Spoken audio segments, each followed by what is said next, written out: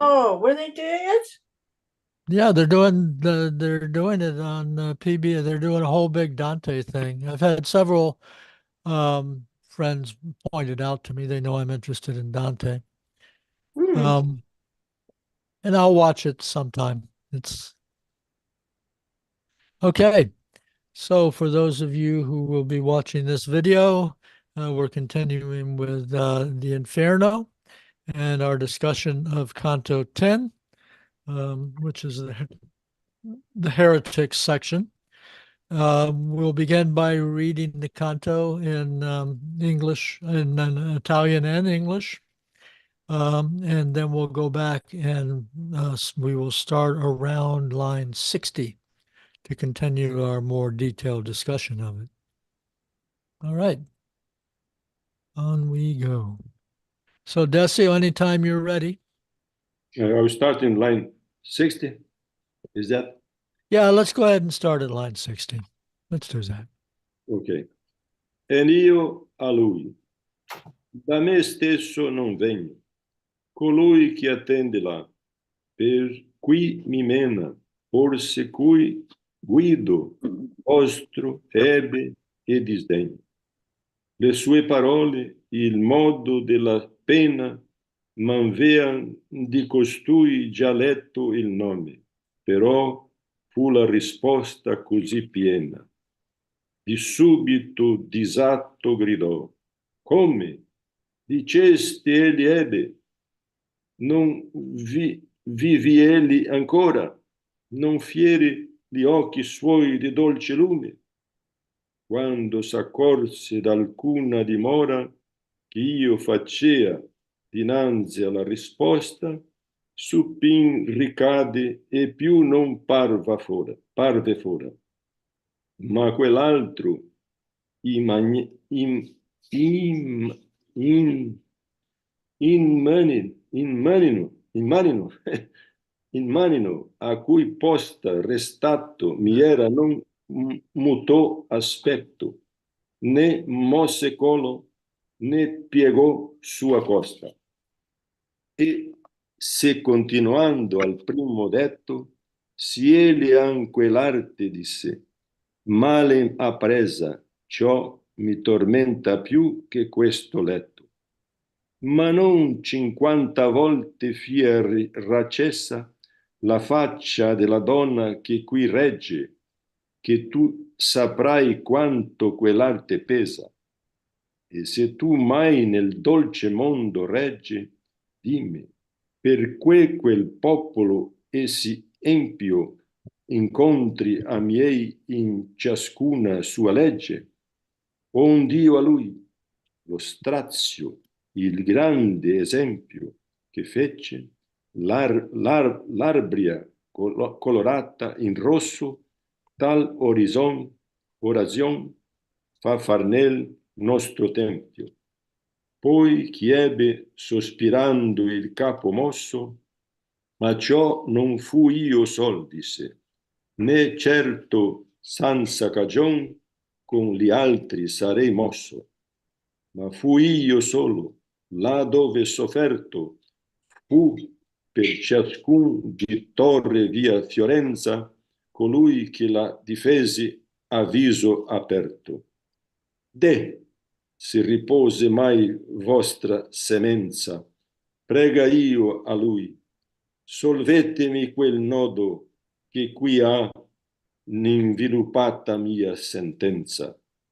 El par che voi veggiate, se ben odo, dinanzi quel che il tempo seco adduce, e nel presente tenete altro modo. Noi veggiamo come quei che a mala luce le cose disse, che ne son lontano, con tanto ancor nel splendi il sommo duce. Quando s'appressiamo o son tutto è vano, nostro intelletto, e se altri non si apporta, nulla sapem di vostro stato umano. Next. Però comprender poi che tutta morta fia nostra conoscenza da quel punto, che del futuro fia chiusa la porta. Allora, come di mia colpa compunto, di suo direte, dunque a quel caduto, che il suo nate convivi ancora congiunto, e si fui dianzi alla risposta muto, fatei saper che il fe perché pensava, già nell'error che m'avete soluto, e già il maestro mio mi richiamava, per chi pregai lo spirito più avaccio, che mi dicesse chi con lui stava. Next, please. So Desi, I'll finish this off. Decime qui compui di mille grazio, qua dentro il secondo Federico, il cardinale, e degli altri mi tacchio. Indi sarcosi e io in vel antico, poeta voci passi repesando, a che o palar che mi parea nimico. Egli si mosse e poi così andando mi disse, perché se tu si sa marito e io li soddisfeci al suo dimando, la mente tua conserve quel chiudito hai contra te, mi comando che il saggio e ora attendi chi e drisol dito. Quando sarai dinanzi al dolce raggio de ch'ella è qui bel occhio tutto vede, dalle saprai de tua vida il vagio. Appresso mosse a man sinistra al piede. La ciamo il muro e ghimo in velo meso per un sentier ca un vale fiede che fin la su faccia spiacer sua leso. Okay. And then we go to translation. Back here. Okay, let me go. Okay, I'm the first English reader. Okay, starting, I'm going to actually start with line 58. Weeping, he said to me, if through this blind prison thou goest by loftiness of genius, where is my son? Why is he not with thee? And I to him, I come not of myself. He who is waiting yonder leads me here, who in disdain perhaps your Guido had. Next, please. The place of pain assigned him, and what he asked already had revealed his name to me and made my pointed answer possible. Instantly he sprang to full height and cried, "What did you say? He held? Is he not living? The day's sweet light no longer strikes his eyes."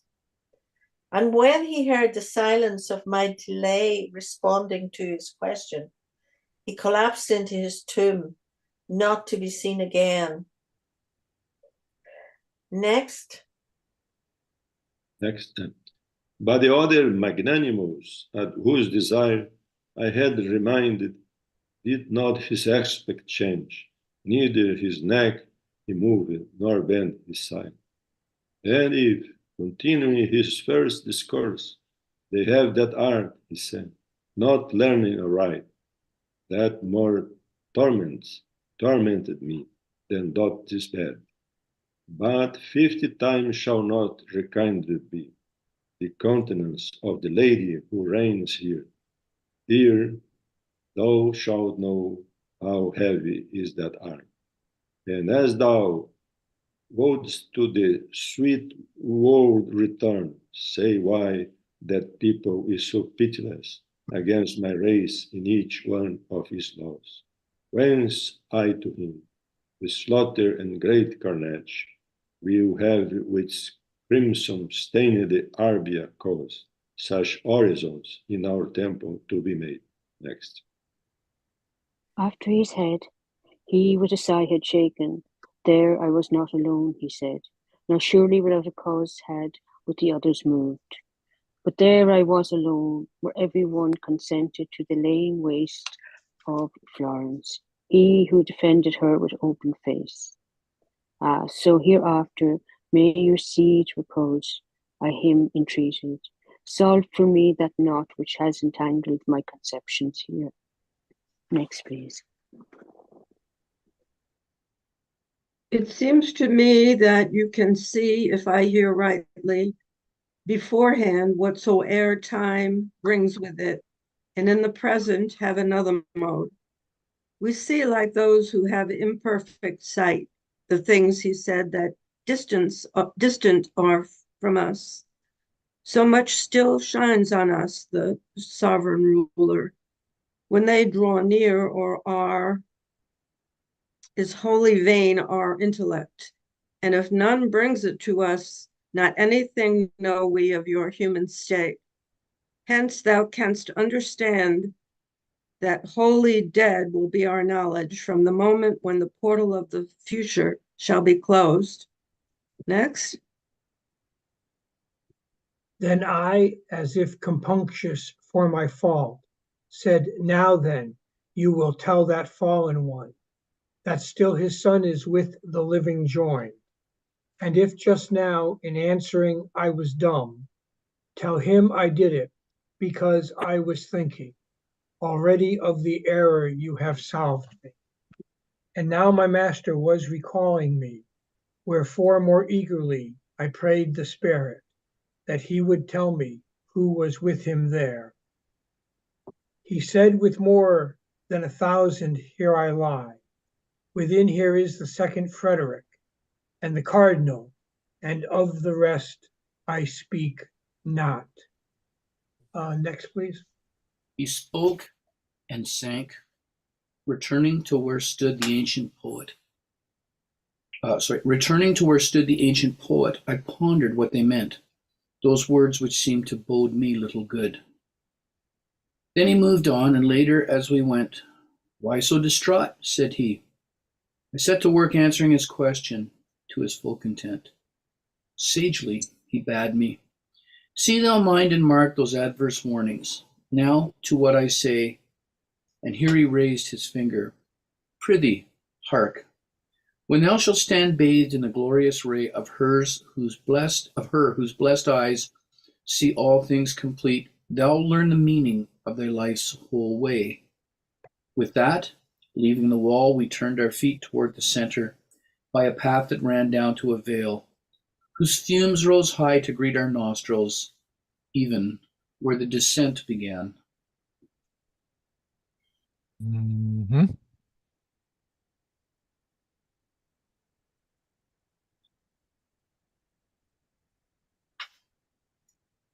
Okay, so we are ready to begin some parsing. So he is speaking with Cavalcanti back in line 58.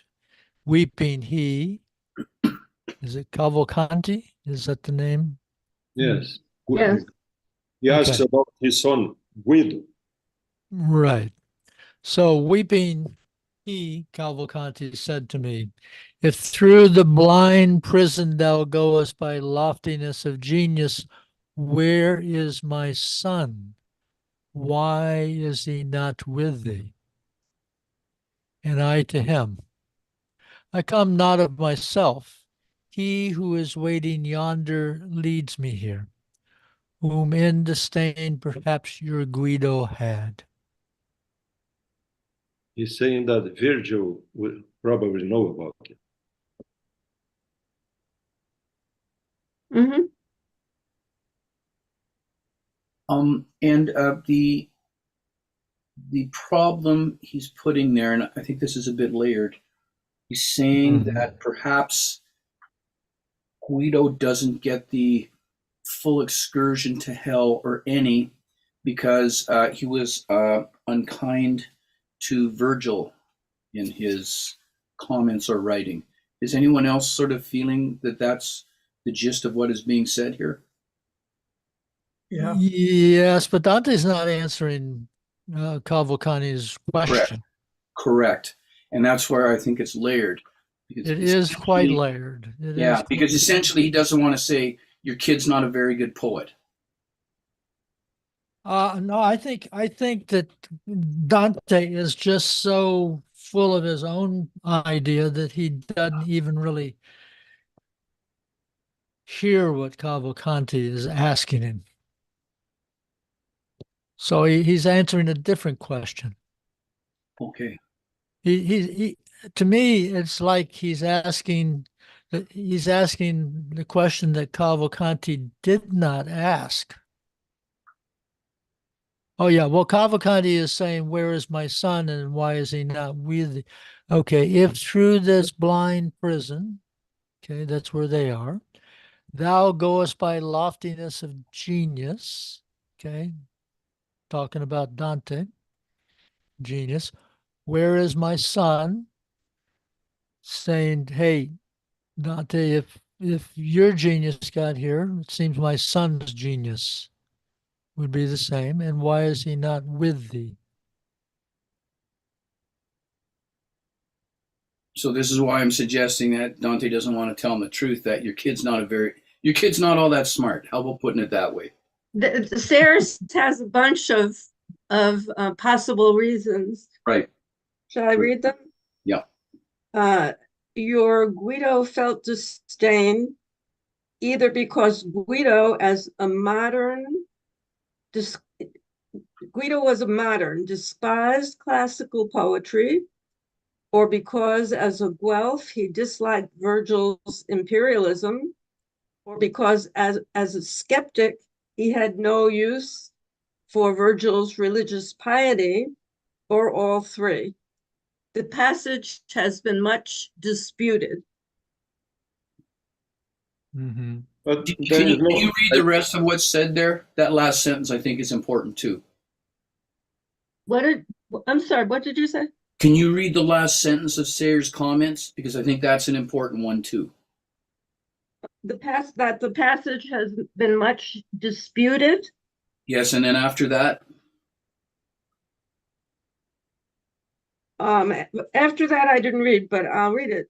Note that in speaking to Farinata and Cavalcante, Dante shows his respect by using the formal you in place of the familiar thou. Thank you, because I think that adds layers too. Mm-hmm. Sure, because he respects. I think there is no answer to his question. You'd be right.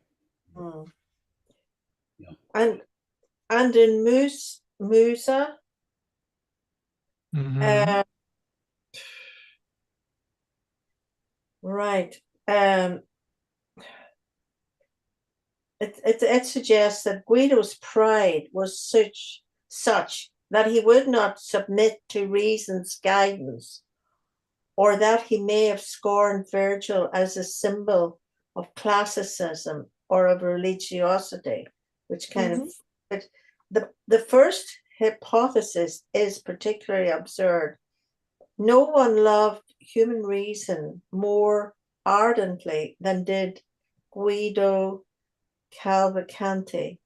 Perhaps it could be said that Guido, as a skeptic, refused to allow reason to fulfill its ultimate purpose, according to the teachings of the time, that of leading man to God. The ultimate purpose was to lead man to God. Cavalcanti asked if his son is still alive in line 64, 75. Yeah, yeah. But there is no answer to this question. Well, later, Hmm? Dante answers it after a while. He sends a Toward the message. end. Well, he answers it to himself. Oh, yeah. He tells Farinata, Right. the To tell answer. Dante. Yeah. I have a note that says Dante dedicated his Vita Nuova Mhm. to Cavalcanti. So they were apparently very close friends. Oh, Hmm. But generally when you're using the respect language instead of the familiar language, it shows a little bit of standoffishness. Right, but that would be to his father, not to his friend. Okay. Wasn't Cavalcanti like a model to him, like a teacher? I seem to remember we talked about that last time around. Yeah, actually, I think it was the first time around. And Masi brought that up.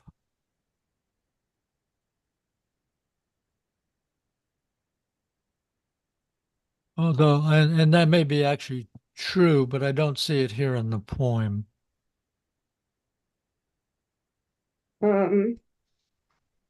so sorry. Who was Dante friendly with?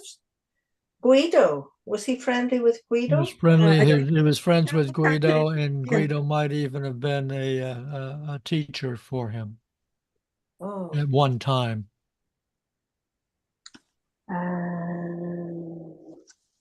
Trying to see who's this. Multiple. His language is Okay. We know he was the son-in-law. In the Vita Nova, which is addressed principally to him, Dante calls him the first of my friends. But by 1300, they had gone different ways, both as poets, in 963, and politically. When Boniface VIII planned to control Florence, led to the splitting of the Guelph party into two factions, the Whites and the Blacks. Guido joined the militant wing of the former and was exiled by his most moderate fellow Whites in 1300. He was recalled to Florence, but he died a few days after his return, 29th of August, 1300. So they were friends, but they had gone their own way. Let me read this Is that note okay? from. Let me read this Hollander note, which I think is pretty interesting. Okay. Guido was literally sent into exile by the action of Dante and the 5 other priors of Florence. oh. But he was absolved. Let's say he was released from the exile because of his health condition. He had malaria. He died on 29th of August. Are you talking about Dante or are you talking about Guido? I mean, I know Dante died of malaria. Guido. So Guido also died of malaria because actually Dante died of malaria also, didn't he? Yeah. In Ravenna.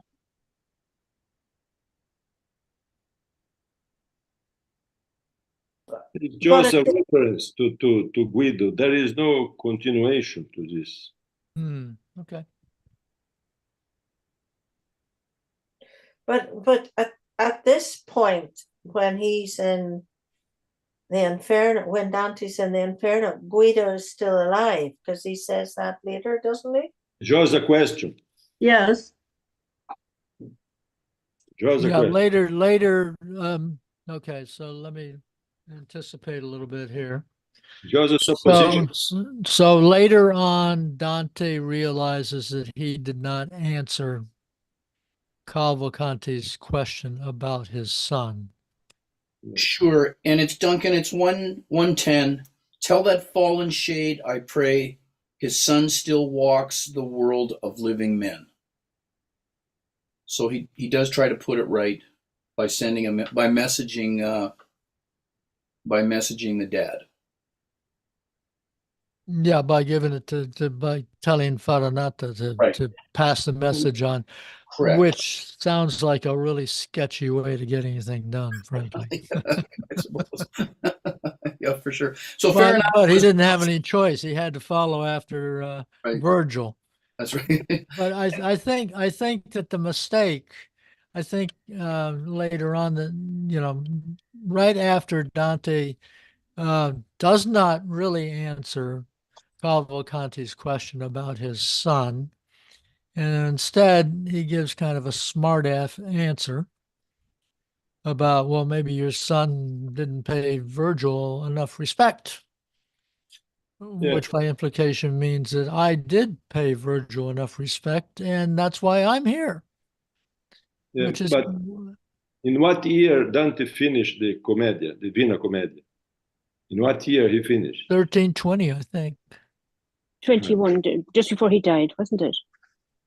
I think so. 2021. Because in 24 June of 1300, Dante Alighieri, prior of Firenze, he sent to Guido to the exile in 24 of June. In 19 of August, his punishment is finished, so he returns to. But he dies of malaria on 29 of August in 1300. That's right. But we don't know if he's in the Inferno or somewhere. So let me try to summarize. You're saying that, okay, Dante was part of the group that put Guido into exile. Yeah. Mm-hmm. Yeah. But then later on, Guido was recalled from exile. Yes, yes. And did he actually get back to the city? Yeah, and he died in August. But he died sooner. He did, died yeah. soon after he Some got days back. later. Some days later, after he returned. Oh, okay. So Dante is answering Guido's in line 60. Guido asks two questions. Cavalcanti, not Guido. Guido's the son. I mean, Cavalcante asks two questions, and Dante answers the second question, why is he not with thee? Rather Yes. than, where is my son? Yes. Yeah. Yeah. And then later on, Dante realizes that after Cavalcante assumes that Dante is telling him that his son is dead, even though Dante's not telling that, and Cavalcanti falls back into the sepulcher. Mm. Then Dante realizes that Dante made a mistake. Yeah, and it's at 110. Dante realizes he made the mistake, and it tells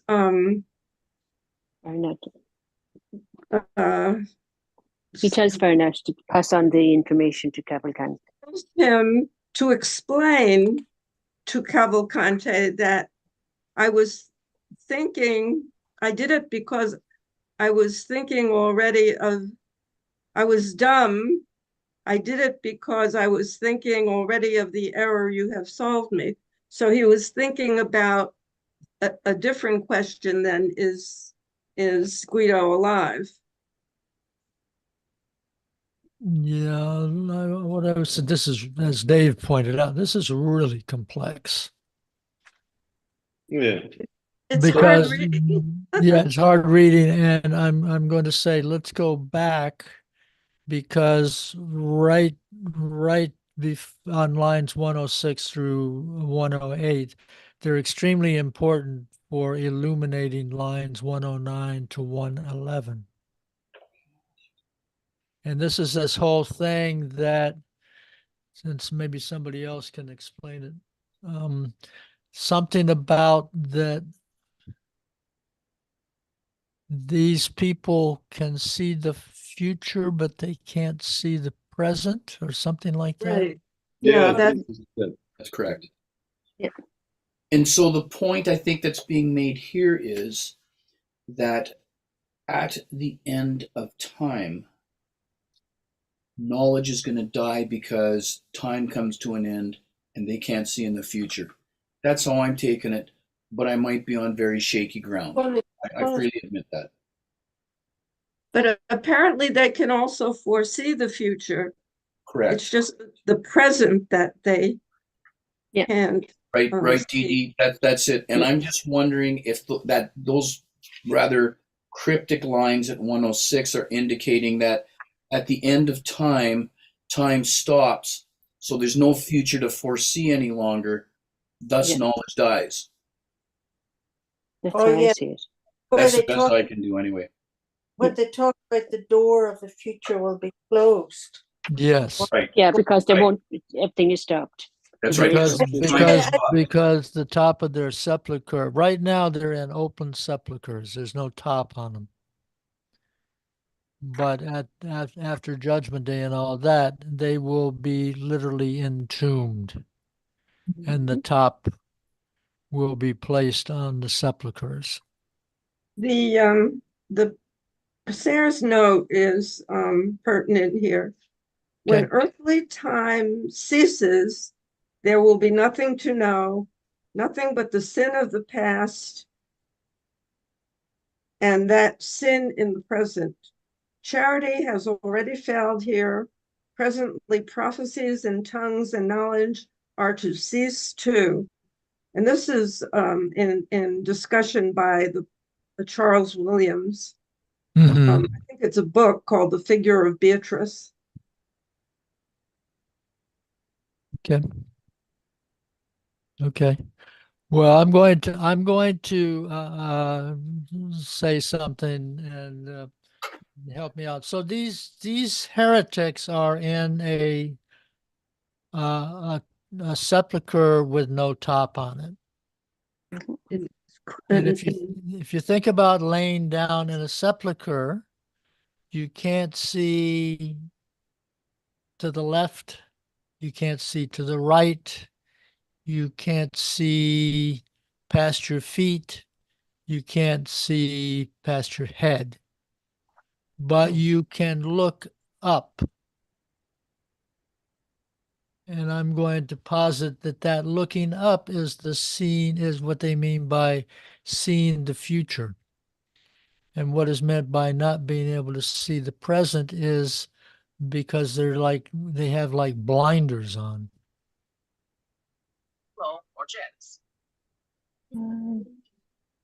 I don't know. And after the judgment day, when the top is put on the sepulcher, then they can't, obviously they won't see a future because there is no future. So they're literally entombed in Farinata's case, he's entombed in his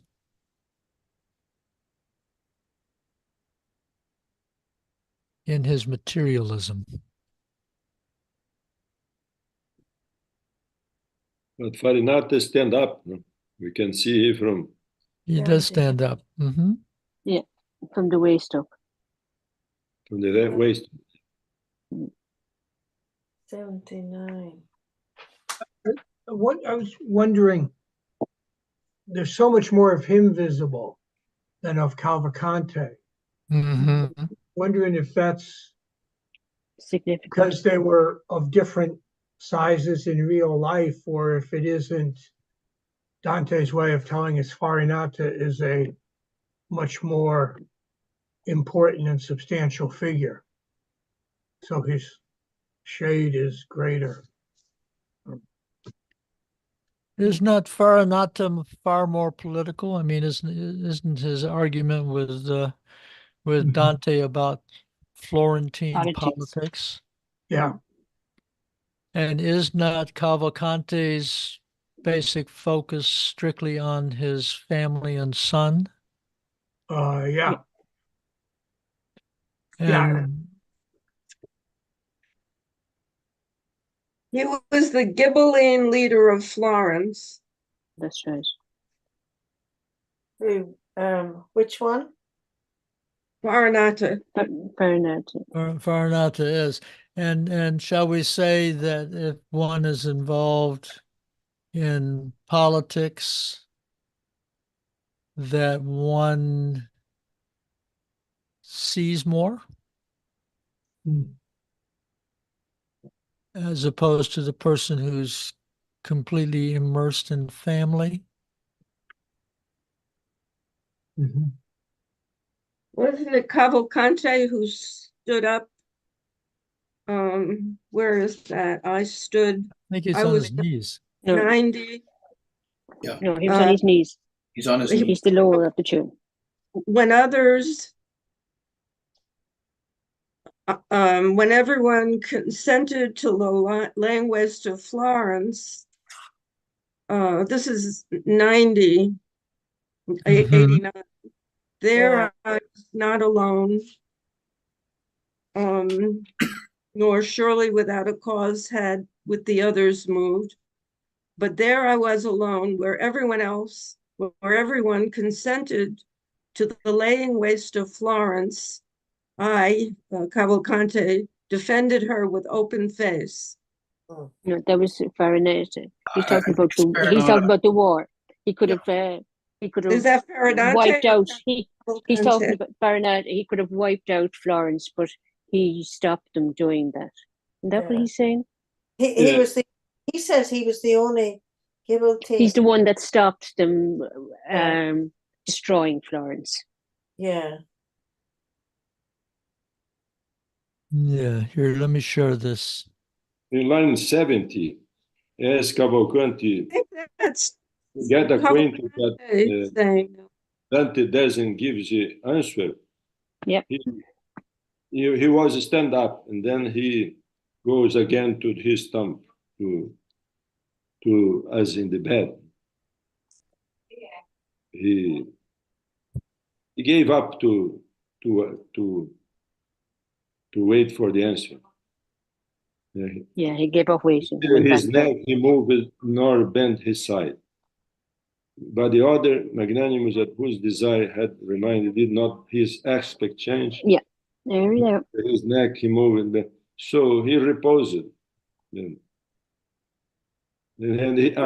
when he became aware of some delay, which I before my answer made, supine he fell again, and forth appeared no more. So he gave up to the question. Exactly. Okay. Well, I think it's Cavalcante Cavalcante. decides that Dante indirectly answered his question and that the answer is his son is dead, which is why he falls back into the sepulcher.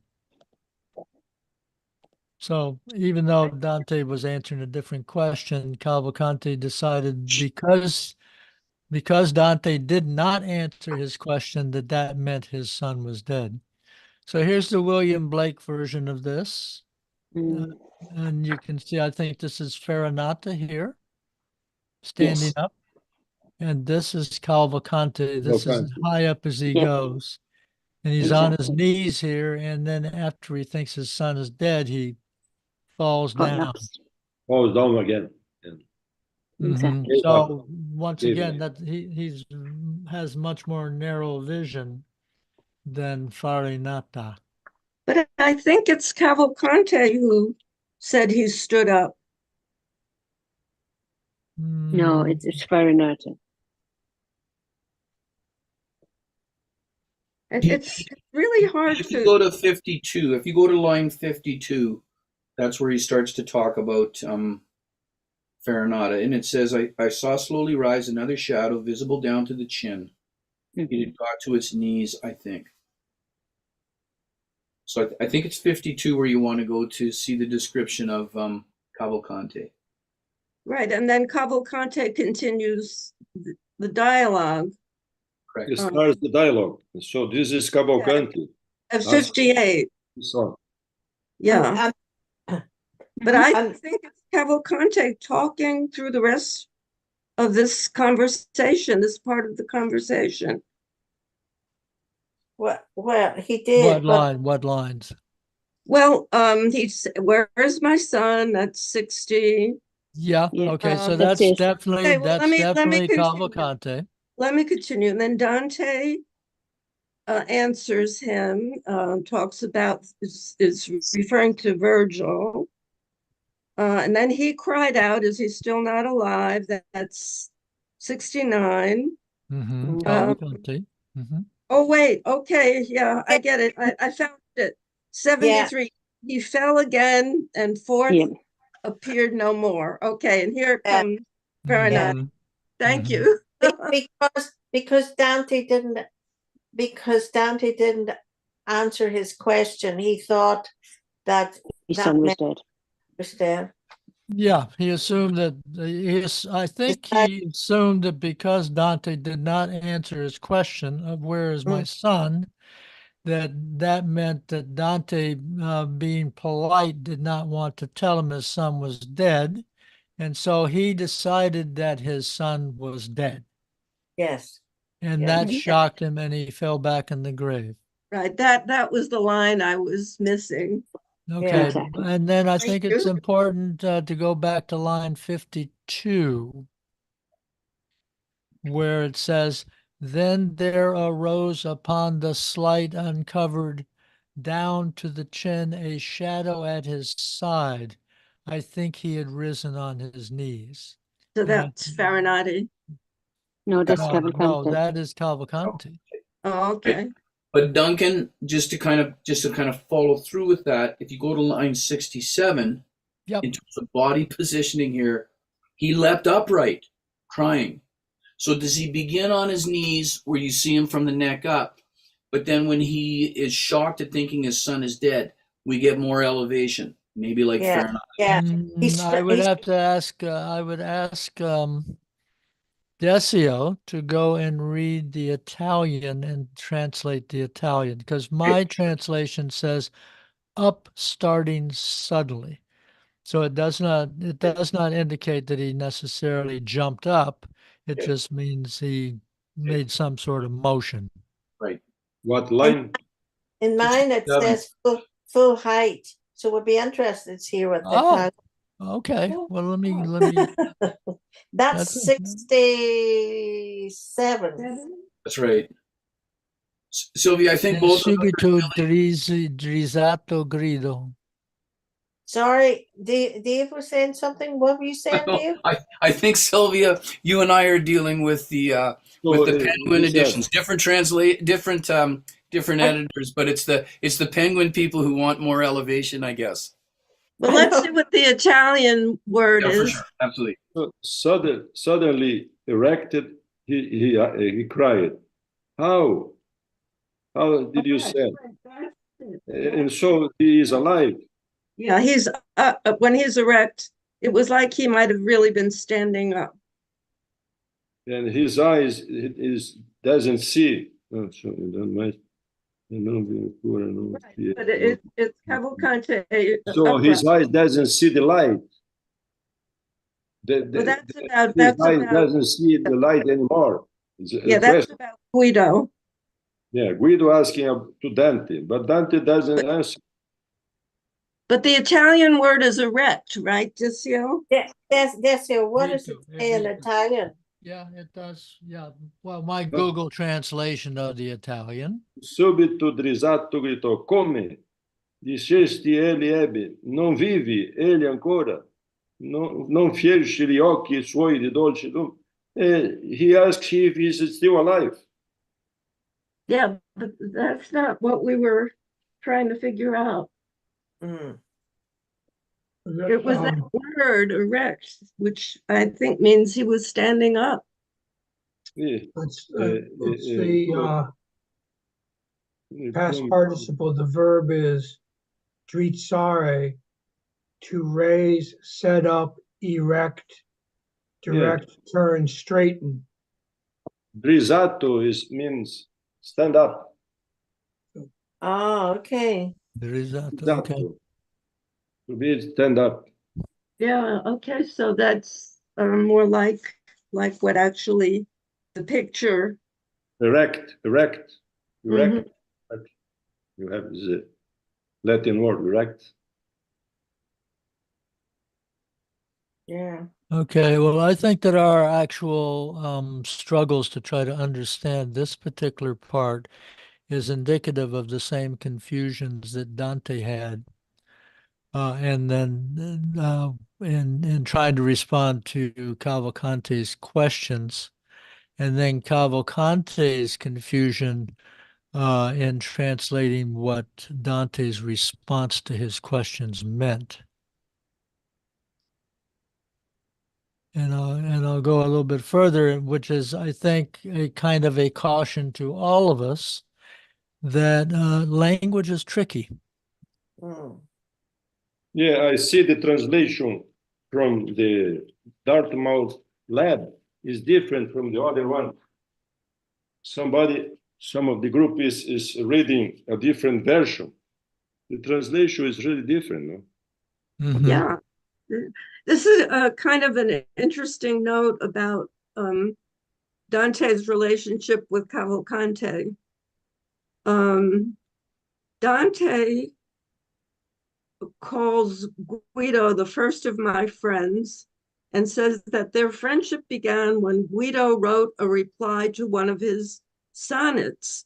And it was with him that Dante went to the famous party where Beatrice mocked him. That's a different Beatrice, by the way.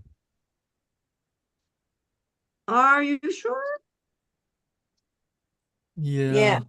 You Yeah, weren't. it's a different Beatrice. You weren't here last week when somebody, the Beatrice from the Ghibellines, married who? She married. Guido? Guido? Yes, very Guido. Yeah, okay, right. And it caused a truce between the warring families. And Mhm. that wasn't the Beatrice who Dante loved? No, No, this is different another. Beatrice. She's Farinati's daughter. I'm shocked. We had that last week, I think. But I know, I Yes, wasn't yes. here. I missed all of that. Oh, wait. Oh, no, okay. Beatrice, daughter of someone else. Falco Portinari. So She once married. again, look at that. This is actually I will be crude enough to take that as another example that part of what's going on here is Dante pointing out the necessary confusion of language and words. Because, he put in a Beatrice, Right. which of course I think any reader would initially confuse the Farinata's daughter Beatrice with Dante's Beatrice. That's what happened. I thought that's what he was talking about further along. 80, the lady who reigns here. Well, the lady who reigns here, of course, is Dante's Beatrice. Right. So I just leaped. but is this 7981? You're talking about the lady who reigns here, and I've got a note here that says about the face of the queen who reigns down here will glow, and that is Hecate or Proserpina, the moon goddess, the queen of the underworld. Uh-huh. Oh, okay. Yeah. Oh my I don't gosh. John, what's your take on that? 7981. John. Uh, That, yeah, I think my note says the same thing, that it's Hecate. Yeah. Because You see the way he puts in all these women and we don't know who that could have been the Queen of Heaven or Beatrice or anybody. But 50 times shall not rekindle the countenance. he says reigns here. Here, but no. So it would be Persephone, right? Here, but Yes. right here in the underworld. Yeah. That's right, I think, John. That's Persephone. Now, I am really going to get people angry with me here because I'm going to confuse things. All right, Dave. Well, Okay, so here we go.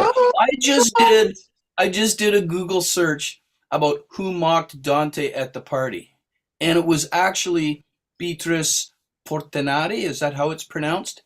It was the Beatrice, not the Beatrice that Guido Cavalcante married, the daughter of Farinata. So Would you copy that and paste I'm it not- in, I will. in the I chat? can do that. I'll put it in the chat. But like I said, I might get voted off the island for complicating. No. I'm voting for you, Dave. Okay, thanks, TD. Let me.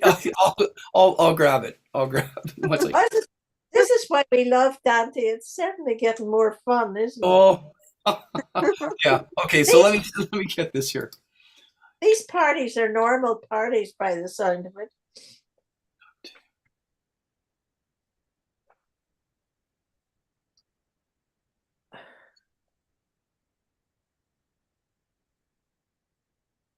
Okay, well, let me read this Hollander note. At a certain point in his relationship with Dante, or at least after Beatrice's death, this is the Dante Beatrice, when Dante continued to write of her, Guido did come to have disdain for Dante's loyalty to Beatrice. In short, Dante, the protagonist, is thinking of Guido's climactic rejection of Beatrice, Dante's Beatrice, as a definite past event. One perhaps precisely reflected in a sonnet Guido wrote to Dante expressing his disgust with his former friend. Hmm. And yeah, I won't bother to read the. So, I mean, Beatrice has a lot of criticism of Dante eventually, too, about his. yeah, but that's a horse of a different color. Well, yeah, but it's Guido's suspicion of Dante or his scorn of Dante is like Beatrice's later in the poem. Mm-hmm.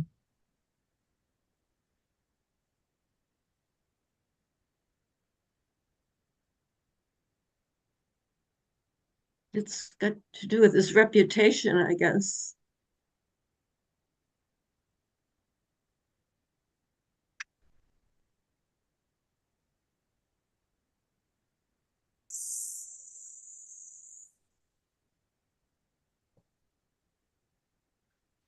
So this Beatrice that we're talking about is dealing with the woman that was scorned or mocked. Is that what it was? Was mocking Dante. Mocking that. Well, it's confused. And I'm going to posit that Dante's ability to confuse us 700 years later in this particular canto is meaningful, because this is the same sort of confusion that heretics have.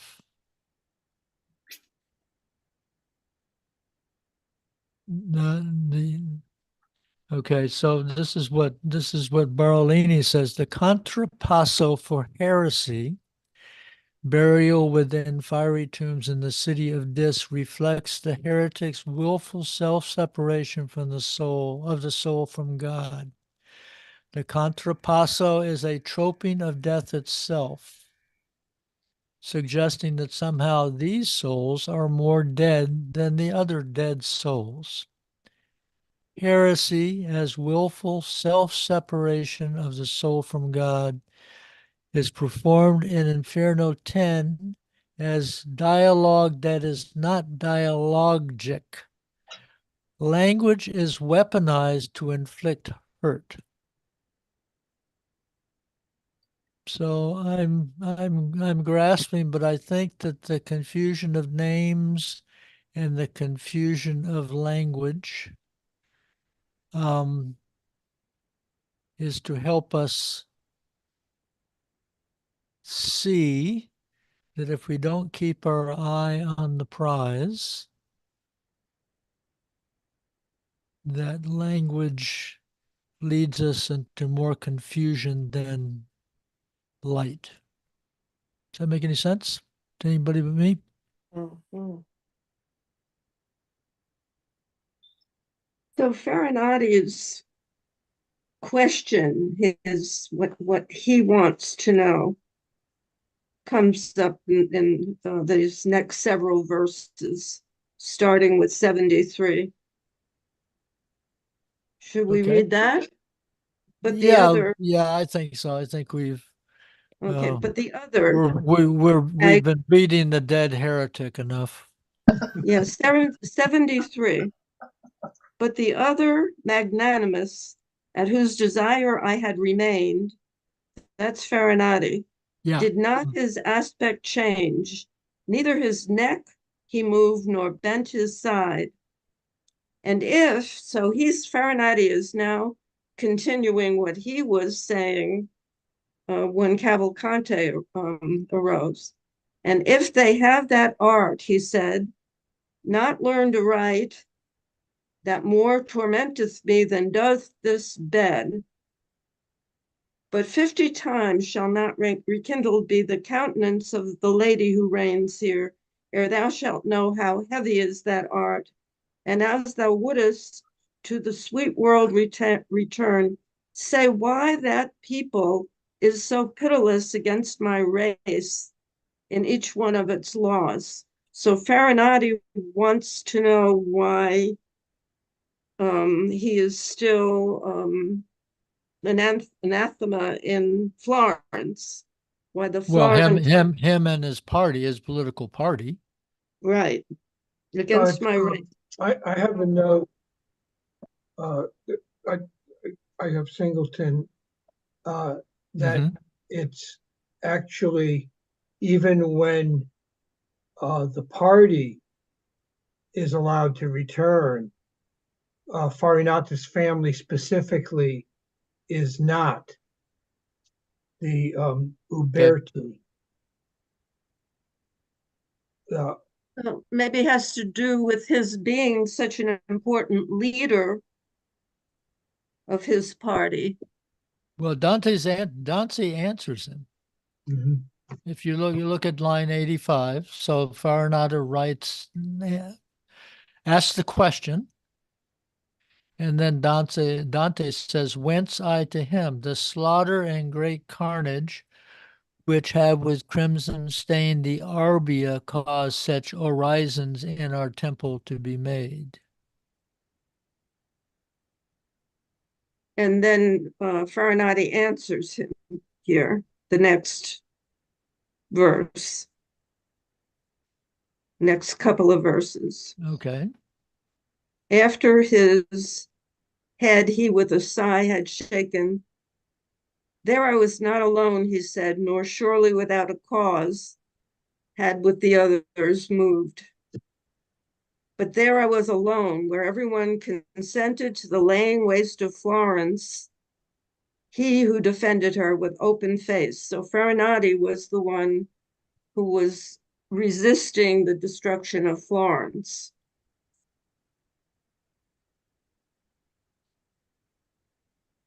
So he doesn't understand why he's persona non grata.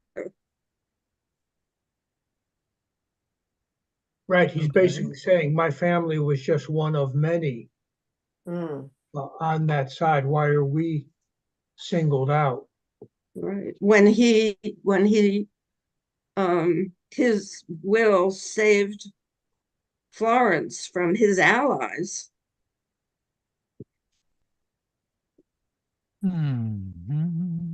But back at line 27, when he first addresses Dante, Yeah. he says 25 to 27, thy mode of speaking makes thee manifest, a native of that noble fatherland, to which perhaps I too molestful was. So he seems on one level to have an idea that he did bad things or things that weren't in Florence's best interests. But now here he's saying, well, I wasn't the only one. He said I was too harsh in my translation. Yeah. What's just a bit of a footnote here, John, too. And I mean, it's just interesting if you're interested in language and pronunciation. So this is not the only time where Dante is recognized as being a Tuscan because of the way he speaks and pronounces words. It's sort of a shibboleth or shibboleth, depending on how you want to pronounce it, and that's the whole point, that we don't have today. So, for instance, the two members from Ireland, yep, I know you're from Ireland because of how you pronounce words, but in terms of the North Americans, you all had to tell me where you were from. I'm thinking, Dee Dee, you're Ohio, you're New York, John, and you're Texas, Duncan, but I know that only because you've told me that. Mm-hmm. Right. So I guess, I just find it kind of neat that he's in a city and they can tell what city he's from or what, sort of small region he's from because of how he pronounces things. And as I say, in North America, with certain exceptions, if somebody's from Boston and is talking about the harbor, that, yeah, it's probably Massachusetts. And in Canada on the East Coast, they pronounce things a little bit differently. But on the whole, our pronunciation in North America is pretty homogenous. And you don't get that here. And I just think it's an interesting sort of side note that I Right. Well, this is long before mass media. Correct. Absolutely because before television and even before national radio, the North American, meaning the USA accents, there were a lot of them. Right. Yeah, the Italian peninsula was many fields, and so they have different dialects. Yep. Just was unified in the 19th century, the language, using the Tuscan, the language of Dante. The language of Dante was assumed to be the Italian. Right. Well, Dante created the Italian. Yeah. I mean, this is another interesting aspect of this, that before Dante created the Italian, which is what we're reading, the vernaculars, the vast network of vernaculars was even like those people over the hill talk funny sort of stuff. For instance, my family, they immigrate from Italy in the 1895, and they live in the south of Brazil. There is a great community of people from mostly of Veneto, region of Veneto. Mm-hmm. They speak the Veneto congelated as frozen for more than 100 years. They speak Veneto from 100 years ago. Mm-hmm. So it's a different Italian. My parents used to speak between them with this Veneto dialect. It's a different kind of Italian. Mm-hmm. Mm-hmm. Well, even until fairly recently, there, I think, were fairly recognizable divisions in Italian. I know in the Yes. oh, what's her name? Who wrote the 4 novels? Oh, Oh. Ferrante. Yeah. yeah. And Elena the 2 Ferrante. girls growing Elena up in Ferrante. Naples. Elena Ferrante, yeah. Yes, and Elena Ferrante. she Yeah. talks about basically code switching because she'll say, Mhm. he said this in dialect, and Yeah, the dialect of they're going Sicily. back and forth from The dialect Neapolitan. of Sicily. There is influence from the Spanish, the Arabs, the French.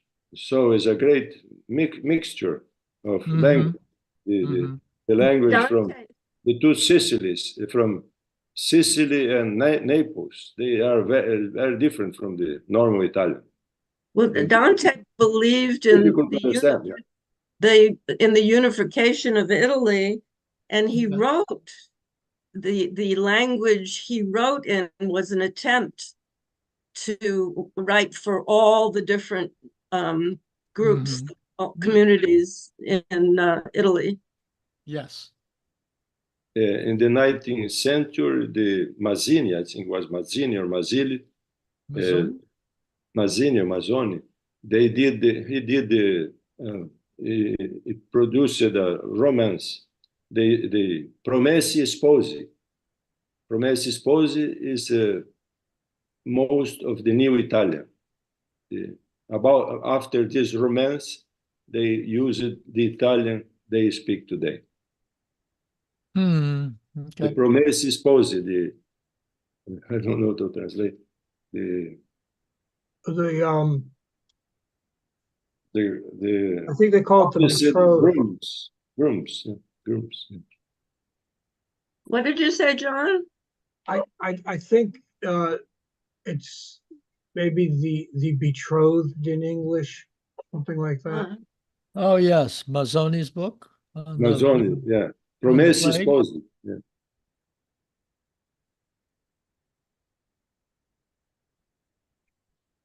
So let me read this note.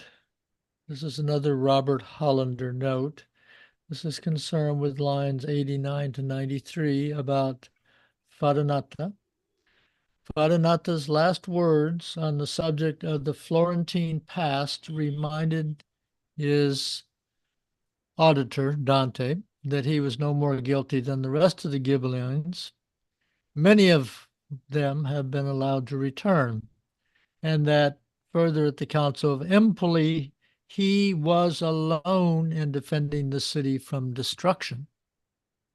Okay, so you see that in 91, 91 through 93.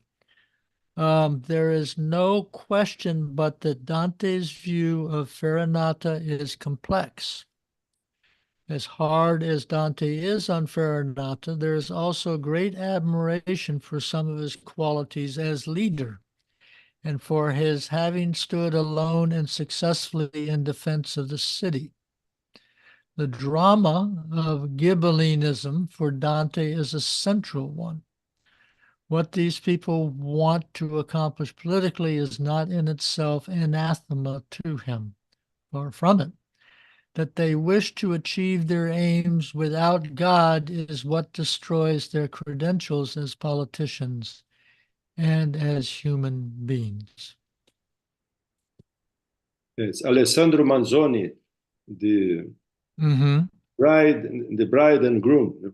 It's about this. I Promessi Sposi, in 1827. This was the beginning of Italian, the new Italian.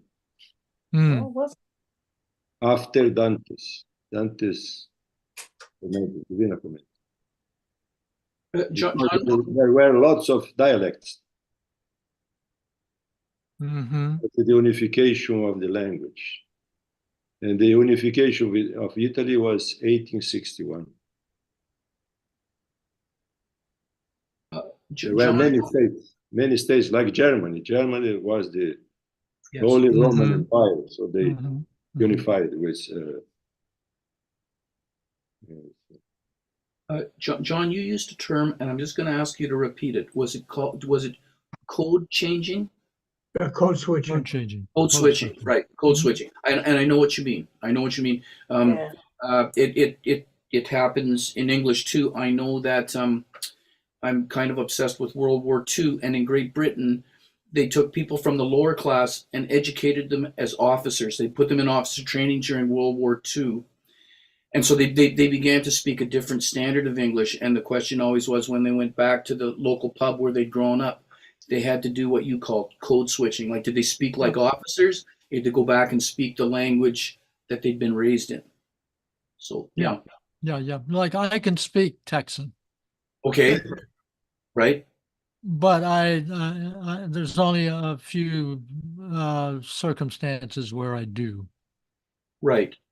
And I can speak New York also. My father was from the East Coast, so I'm familiar with a number of different approaches to the language.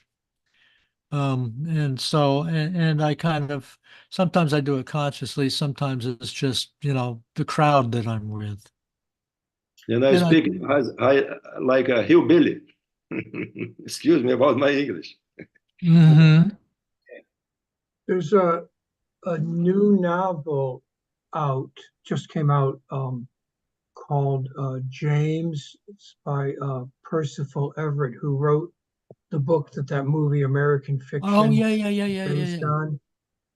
And this novel, James, is basically Huckleberry Finn and Jim told from Jim's perspective.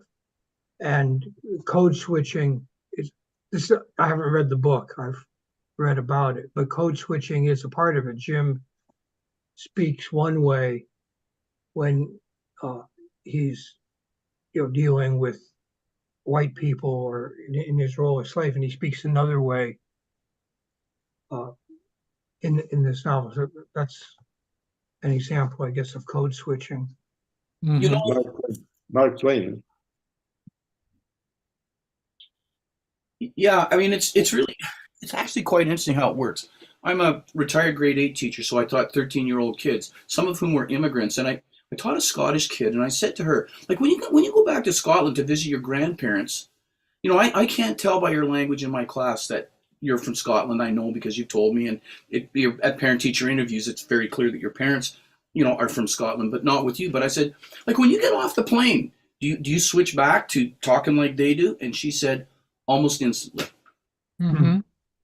And it's funny, and it again comes back to the original point here that Dante gets picked up right away. He gets outed as a Florentine by the way he pronounces words, by the way perhaps by the syntax of his phrases and so forth, and Dante continually makes that point. Yeah. I have a question about where we're going. Where are we going? Right down to, maybe I'm leaping too far. I toward the ancient poet turned my steps. What line? What line? Yeah, what line are you on? Let's see, 121.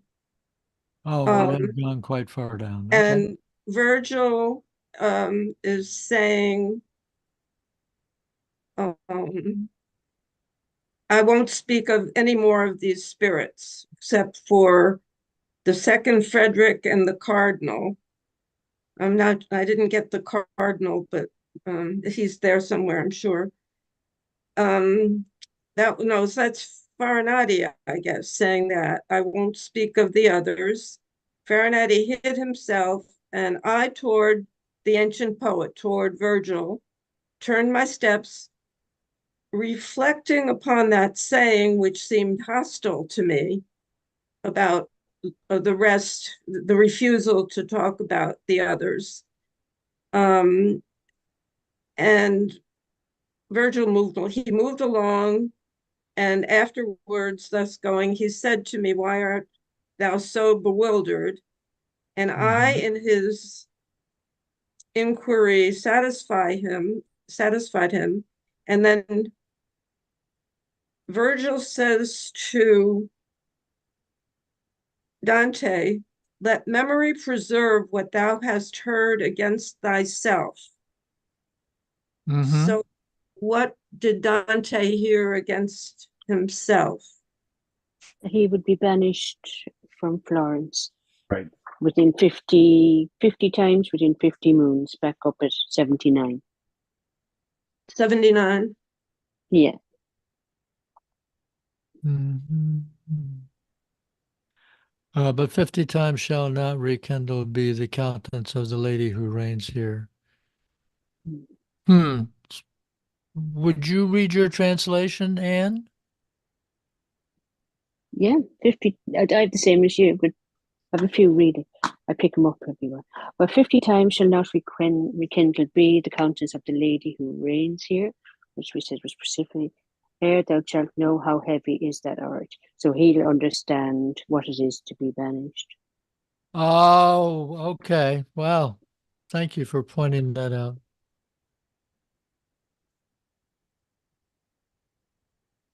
That's true. That's true because in the actual time thing, Yeah. Oh, yeah. Oh, this is right. taking place before Dante's banishment, right?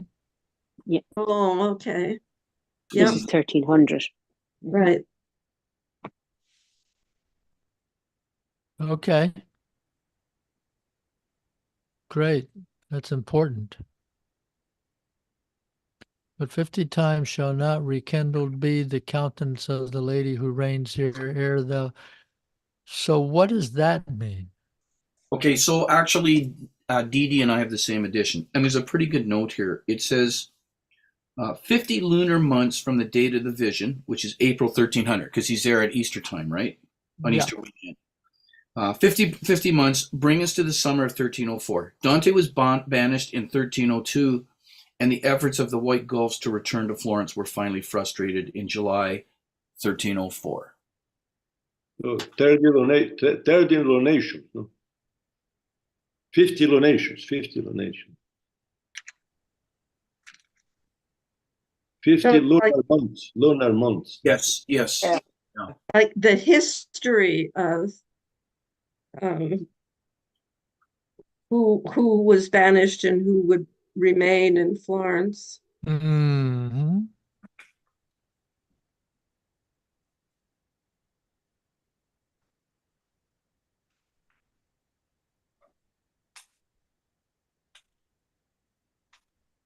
So basically, he's also saying that Dante is going to be asking the same question that Farinata is asking now. Uh-huh.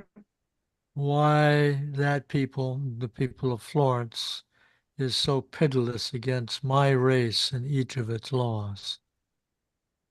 I wonder if there's a good lecture that one could listen to get all this whole canto Oh, unraveled.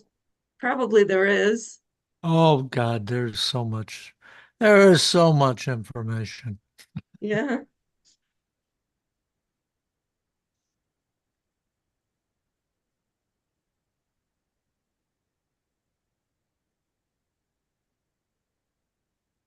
Oh. Oh.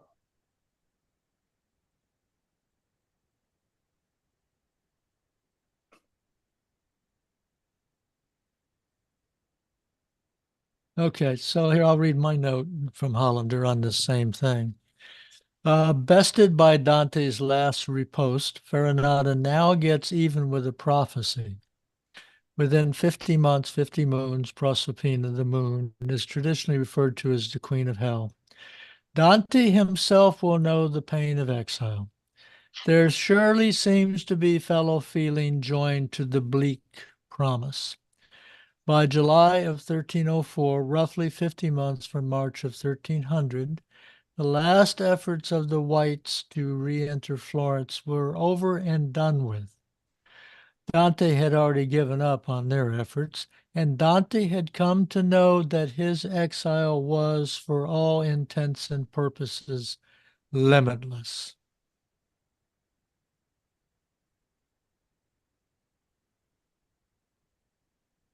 So that's just repeating basically what Dave had said. But it's an important point, and it's very interesting that even down here in hell, Dante and Farinata are developing a deeper love-hate relationship. But Well- Farinata is still a heretic, right? Yeah, he's still a heretic, yes. But they're seeing Dee Dee some commonalities here as well. Mm-hmm. But they were not enemies, no? They were not enemies. Not enemies, no. Because So yeah, I think he means not enemies in hell, in the sense that they both were looking at this shared common experience of exile. I think that's it. Yeah. But above ground, I think they were, because Farinata was a Ghibelline and Dante was a Gulf. Mm-hmm. Yeah. Back Yeah. Yeah, I think, yes. It of course we get this again with great intensity as we move through the novel. But think of it, exile, and we're pretty well traveled people today. They didn't go as far afield as we did. To be told that you cannot ever come back to the place that you grew up, to the place where you spent your childhood, where you remember your parents and grandparents, where every time you turn a corner, there's a familiar and often pleasant memory associated with it. To be wrenched from that and told you can never come back to that must have been absolutely horrible. Both, I think, because of the sights, but I talked to a guy I know here who grew up in Jamaica and then moved to the area where I live. And I said, how does it work for you? And he said, I get off the plane and I smell the salt in that air. And he said, all kinds of memories come back to me. And Dante doesn't get to do this. And it must have been awful. Yes. Banishment was a truly terrible thing, and almost all, one of the worst punishments. It was, He was all, and he was Nevertheless, also, it was probably very necessary in order for Dante to be able to write something like the Divine Comedy. but he was also dependent on the generosity of everybody that he met. yes. Because he was eating the salt bread or the saltless bread or something. There is an expression that he made. Yes, very. It's interesting how the important classic writers like Ovid, others were banished. The same pattern that Dante experienced. Except that Ovid was banished after he had actually written his greatest works. But he couldn't go back. Well, he couldn't go back. That happened later in his life, and it was because he had written kind of a pornographic thing. Yeah, he made about the Emperor Augustus's daughter. Right. Very unwise. Yeah, but there's some mystery about his exile, but you're right. He was past his prime by then, as you said. Well, I would propose that actually we all, to one degree or another, in modern times, experience a kind of banishment. That there is so much change going on that none of us can go back. We're kind of in the Thomas Wolfe thing. You can't go home again. And even if we haven't moved, the rapidity and totality of change in modern culture is such that almost everybody is confused most of the time. Yeah, that's how it seems more and more. And I think that Joyce recognized that, and is one of the reasons why he decided that he had to go into exile himself, and he did it voluntarily. Well, and he was unpopular. The Dubliners recognized themselves in his stories, and they didn't like him. Yeah, well, at least he worried. He worried a lot. that if he were to spend too much time in Dublin, that someone would probably do him some real damage. Yeah, but there was some violence against him or Nora and the children in the story somewhere. I can't remember. So we need to make a decision. Shall we do as Virgil is basically saying towards the end of this, which is remember what you heard, but we've spent enough time here and we need to move along. Mm. Oh, I mean, Let's memory preserve this what is thou not, hast heard. yeah, this is not relevant to this, but I just saw a piece of research by somebody who worked in the hospice with people who were dying.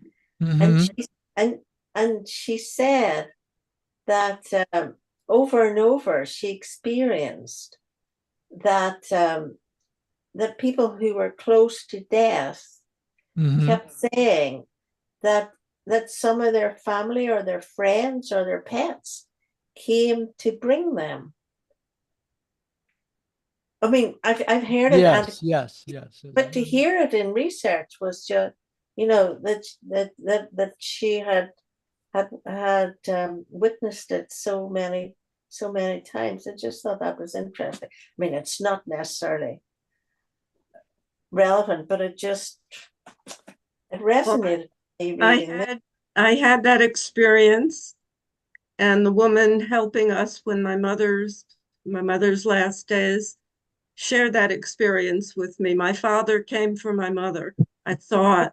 I saw him. Wow. Well, when my wife of 37 years was dying, and it basically was a process that took until the middle of February, until early July. There was one point where my wife actually suddenly spoke in a little girl's voice. And she was talking with her mother. Oh, Yeah. Oh. this is giving me the shivers just hearing these things. Have you ever seen that? It was a kind of current thing people were talking about with transplants, where if you got an organ transplant, you would have a memory that was the memory of the donor. It wasn't your own memory. It was the donor of the transplant's memory. Am I the only one? I've heard stories like that. Yeah. Yeah, at the time I thought this was actual, and I don't remember. Maybe it was just a story. Okay. Yeah, I of course don't know. No. Of course don't know. But coming back to here. First a point I was reading here. These 50 moons, Farinata is professing that in 50 moons Dante will be exiled. Would be exiled, yes. Yes. 50 moons is about 4 years. In 4 years he would That's right. be yes. exiled. And Decio, does that add up in the years? I don't know. In the what?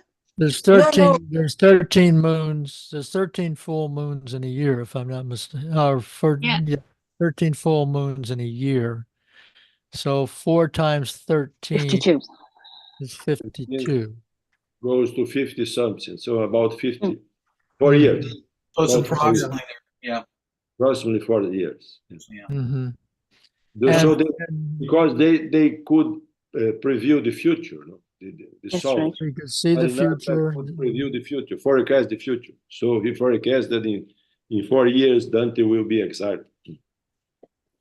Exactly. Right. So- They could foresee the future, but they Foresee the couldn't see the present. Present. Duncan, just to speak to the question you asked about 5 minutes ago, I'm wondering if this might be a compromise solution.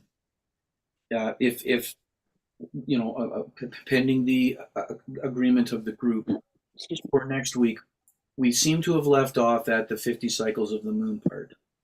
Would it make sense to read from there right to the end and say, are there any loose ends we need to tie up? Yeah, Exactly. that's If fine. there are, Perfectly fine with me. yeah, and if there are, we'll stick with it. And if not, we could move on to the next canto. Yeah. What Yeah. would people think about doing it that way? That sounds fine. Can I put you in charge of reminding me? Yes. Oh, I'll mark it. I'm glad you brought that up. Okay. Mm-hmm. So In my diary. next Wednesday, I can start the meeting and I may be able to join for part of it.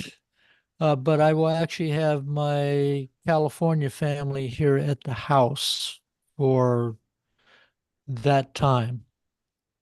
So, have fun. Yeah, and I have relatives next week too. Okay. Well, I can start the meeting and I think I'll just go ahead and put it on YouTube Live, even if it's a little bit early, and then I can clip out Sure.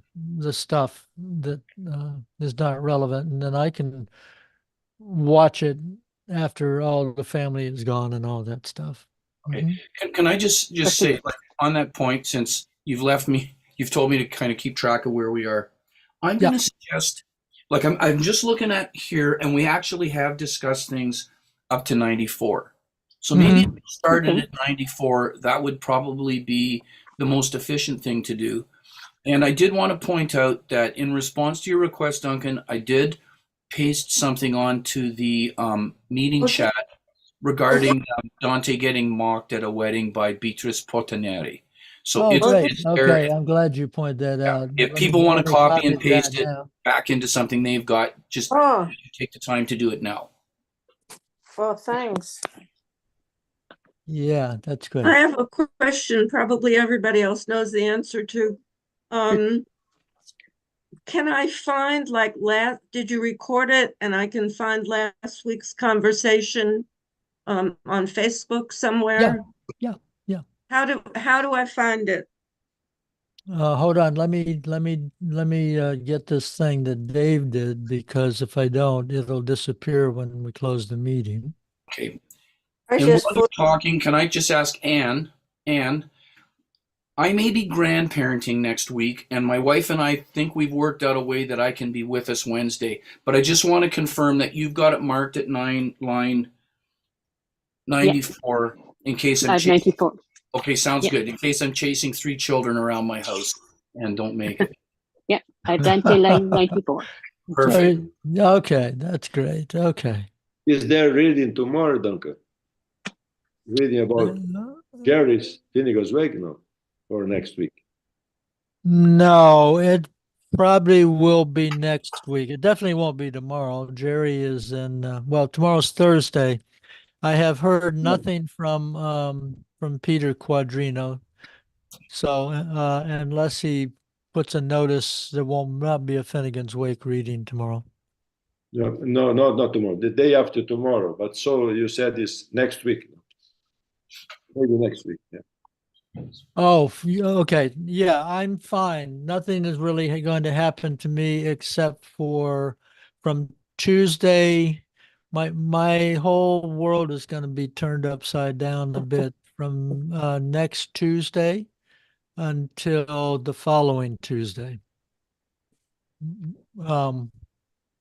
Because between the eclipse and the family coming and a bunch of stuff, I'm going to go from being a hermit to being thrust in the middle. We get that too. But it's good. Good for me. All right.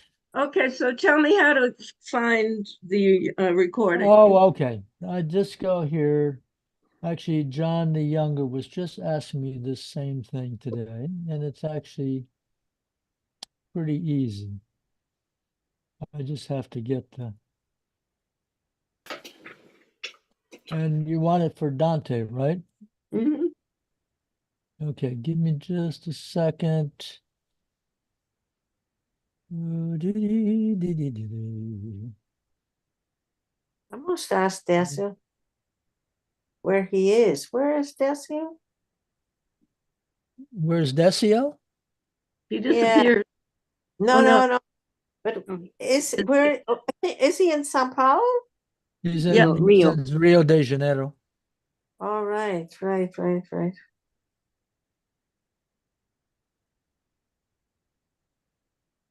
Oh, come on. Okay, just a second here. I just try to. There. I'm going to write everything down, or you could email it to me. Hold on just a I will email it to you as well, but let me put this in the chat. It'll just take me a second. I go to Love and Leave So You. there's this. Thank Right, you. Okay, so Bye. here we go. So if anybody who's interested, if you click this link now, your browser will open up and take you right to this deal. And it's where all the Dante recordings are going to be. Okay. So if I Okay. click it, then I can reach what if you email it to me, that would be even better. Okay. All right. Good. All right. And you have Thanks, and folks. It's been great. Oh, this has been wonderful. Very nice session. Thanks, everybody. Yeah, and so let me tell you that when we get to Canto 11, it's going to be a bear.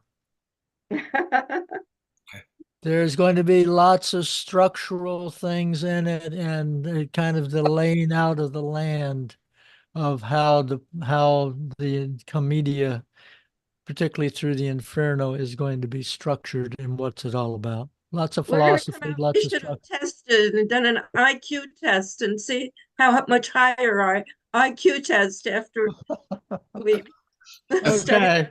All right. I'm going to say goodbye. Thank you. Okay. Bye, everybody. night, You're welcome.